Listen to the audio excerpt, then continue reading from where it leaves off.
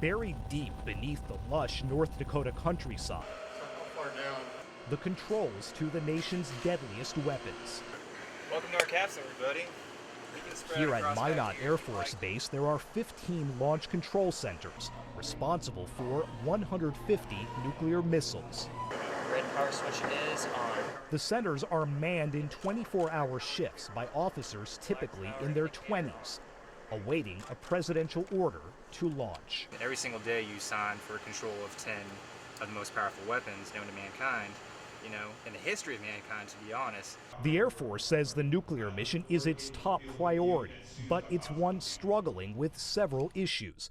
The Associated Press has revealed problems with discipline, cheating on readiness tests, security, low morale, signs of a post-Cold War nuclear Air Force in disarray. The worst thing for morale was probably the micromanagement.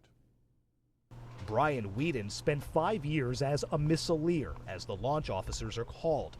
There were huge expectations and a culture of perfection. Really have your every single action scrutinized and minutely controlled by a squadron commander at the same time. I mean, that, to me, that was a much more of a negative impact on the experience than just the stress by itself. The two-star general who commands the nuclear missile force agrees and wants to change things for today's airmen. The problem that we truly had was they weren't allowed to do their mission. You can't tell people they're important, that they're doing a nationally significant job, and at the same time you take away basic responsibilities that they have. The Air Force is now pouring money and personnel into fixing some of the problems, which include aging infrastructure. And you can see the very top of the missile right there. The nuclear-tipped missiles, like this maintenance training version, have been updated over the years and kept ready to go on short notice. But the supporting equipment is simply old, in and out of the bunkers.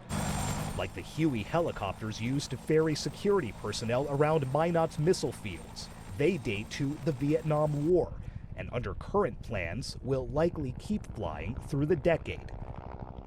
Underground, each missile, known as a big stick, stands ready, fueled and primed in silos across the prairie.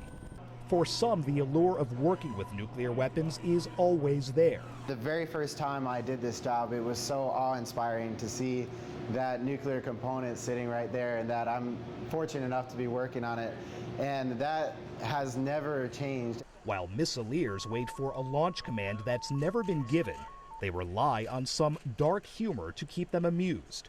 The patch on the commander's chair says, "Party till you nuke." Sagar Meghani, Associated Press, Minot Air Force Base, North Dakota.